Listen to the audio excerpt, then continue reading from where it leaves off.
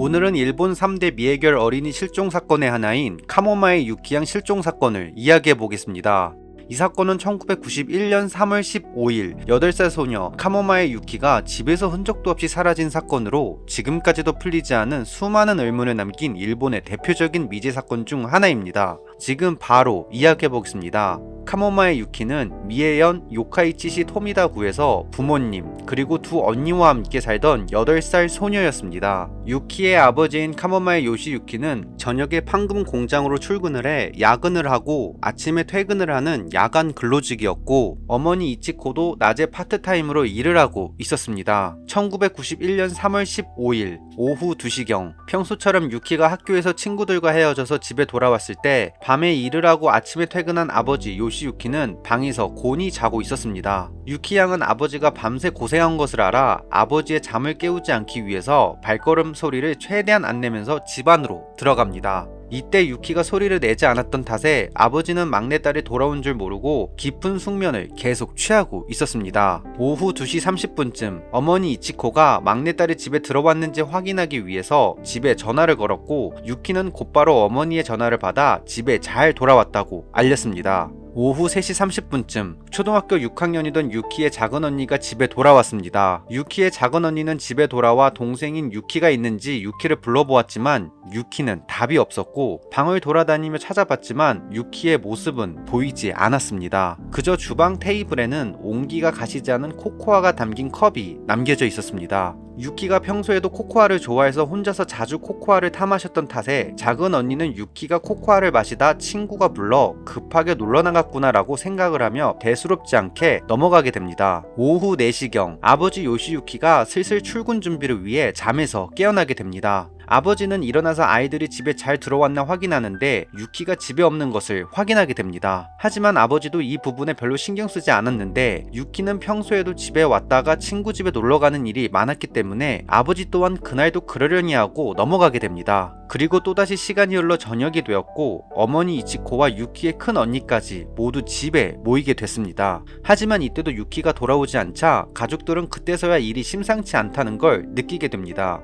오후 8시경 유키의 가족은 경찰에 유키의 실종 신고를 하게 됩니다. 친척들과 학교에도 연락해서 모두 유키를 찾았지만 흔적조차 찾을 수 없었습니다. 경찰은 즉시 주변을 수색하며 유키의 행적을 조사하기 시작했습니다. 경찰의 수사 과정에서 그날 유키의 행적이 다른 날과는 달랐다는 사실을 알게 됩니다. 실종 당일 친구들이 유키에게 놀자고 제안했지만 유키가 모두 거절하고 집으로 바로 돌아왔다는 사실이 밝혀졌습니다. 그리고 평소 자주 입던 핑크색 점퍼와 자전거는 그대로 집에 남아 있었습니다. 그리고 집에 돌아왔을 때 테이블에 남겨져 있던 코코아가 담긴 컵의 온기가 가시지 않고 따뜻했었는데, 코코아는 얼마 마시지도 않은 듯 그대로 남겨져 있었다는 점에서 유키는 코코아를 타 마시려다가 급하게 나갔다는 가능성이 있어 보였습니다. 유키의 실종이 알려진 뒤 여러 목격담이 전해졌는데, 유키를 학교 근처 놀이터, 하천가, 그리고 토미다역 주변에서 봤다는 증언이 잇따랐습니다. 그중 가장 많은 제보는 토미다역 근처에서 봤다는 것이었으며, 사건의 실체로 추정되는 또 다른 제보는 유키가 집에서 15m 떨어진 곳에 있던 하얀색 승용차의 운전자와 이야기하는 것을 봤다는 것이었습니다. 경찰은 제보를 토대로 토미다역 근처의 하얀색 차량을 추적했지만 하얀색 차량은 찾지 못했고, 결국 아무런 추가적인 정보도 얻지 못했습니다. 사건 이후 유키의 가족은 전단지를 배포하고 TV 프로그램에 출연하는 등 가능한 모든 수단을 동원하여 유키를 찾아 나섰지만 시간만 계속 흐르고 아무런 흔적도 찾지 못하는 상태였습니다. 그렇게 시간이 흘러 유키가 실종된 지 3년이 지난 1994년 가족들 앞으로 도무지 내용을 이해하기 어렵고 회개한 괴편지가 발송되었습니다. 편지의 수신자는 카모마의 히데유키라고 적혀 있었는데, 아마도 카모마의 요시유키를 쓸 걸 잘못 쓴 걸로 보였습니다. 아버지는 그 편지를 읽기 시작하였는데 편지의 내용이 매우 심각했습니다. 편지의 원문이 일본어 원어로도 해석이 어려운 편지였지만 한국어로 그나마 번역하면 다음과 같은 내용이 나옵니다. 미유키 상에 대해. 미유키 불쌍해 불쌍해. 엄마도 불쌍해. 아버지도 불쌍해. 이런 일을 한 것은 토미타의 여자라고 생각한다. 여자는 토미타에서 태어나 학교를 나와 춘하의 겉에 반대에 파라포우에 근무했다. 몇 년 지나서 뒷문에 서게 되었다. 그저 아시안 말대로 움직였다. 그 일이 큰 사건인 줄 모르고 또 캄차카의 백설의 차가움도 모른 채 결과적으로 미유키를 얼음 지옥으로 떨어뜨렸던 것이다. 벌써 봄, 세 번째로 맞는 것이 된다. 경계의 약국이 있던 곳은 아닐까 하고 생각된다. 나비 한 마리가 타타르 해협을 건너갔다. 이런 평화이고와는 다르다. 미유키의 어머니가 연약한 날개를 파닥파닥 팔랑팔랑하면서 우리 아이를 찾는다. 드넓은 타타르의 바다를 건너고 있는 것이다. 확증을 잡을 때까지 수사기관에 말하지 말아라. 천천히 멀리서 지켜볼 것. 큰 사건이기 때문에 절대 서둘러서는 안 된다. 갈갈이 찢어버리기라도 해주고 싶은 여자다. 미유키가 불쌍해. 가랑이를 갈라버릴 때는 목숨을 걸 것이다. 이것이 인간이다. 이때가 여자의 제일 고귀한 시간이다.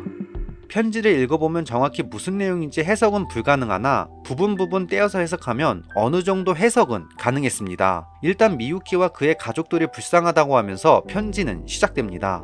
유키를 납치한 건 토미타의 여자, 즉 유키가 살던 토미타 근처에 살고 있던 여자였고 어느새 가정을 가졌고 뒷문에 서게 되었다라는 표현에서 뒷문에 서게 되었다는 일본에서 매춘부가 되었다는 은어로 사용하고 있기 때문에 이 일을 꾸민 토미타의 여자는 매춘부라는 것을 알 수 있었습니다. 그리고 중간중간 아시안이라는 단어가 계속 나오는데 원문 가타카나에서 조금만 단어를 바꾸면 야하산이 됩니다. 야하산은 야쿠자를 뜻하는 단어로 이 편지에서 야쿠자가 이 사건에 개입되었다는 말을 하고 있었습니다. 그리고 세 번째 봄을 맞는 것이다는 유키가 실종된 지 3년째를 뜻하고 있으며 또한 캄차카의 백설의 차가움을 모른 채 결과적으로 미유키를 얼음지옥으로 떨어뜨렸다는 것이다. 여기서 말하는 캄차카는 러시아의 반도를 뜻하는 말로 유키가 러시아로 팔려나간다는 표현으로도 해석이 가능한 부분입니다. 만약 이것이 유괴범의 정체에 대해 알려주는 내용이라고 가정하면 매춘부 출신의 토미타 여자가 야쿠자에게 지시를 받아 유키를 유괴해서 야쿠자에게 넘겼는데 유키는 매춘부로 러시아에 팔려갔다는 끔찍한 해석이 나오게 됩니다.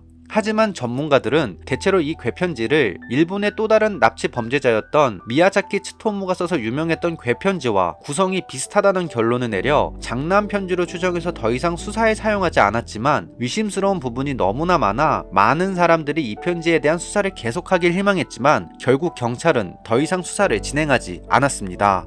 또다시 시간이 흘러 2003년 10월 가족들에게 괴이한 전화가 걸려왔는데 젊은 남자의 목소리로 유키가 집에 있냐고 물었고 그 후 갑자기 자신의 체격과 머리 모양을 자세히 묘사하기 시작했습니다. 그런데 이 남자가 말한 것 중 머리 모양을 듣고 경찰과 가족은 충격에 빠지게 됩니다. 남자는 자신의 머리 모양에 대해 펀치 파마를 했다고 말했는데 사건 당시 경찰에게 접수된 목격담 중에 하얀색 승용차 운전자가 하고 있던 머리 모양과 같기 때문이었습니다. 당시 경찰은 이 하얀색 승용차와 유키의 연관을 언론에 공개했었으나 목격담에 의한 운전자의 인상착의는 언론에 공개하지 않았기 때문에 한마디로 수사 관계자나 그 당사자가 아니면 알 수 없는 내용을 이 남자가 말하고 있기 때문이었습니다. 물론 우연일 가능성도 절대 없다고는 할 수 없습니다만 작은 희망이라도 잡기 위해 경찰은 다시 한번 수사에 들어가게 됩니다.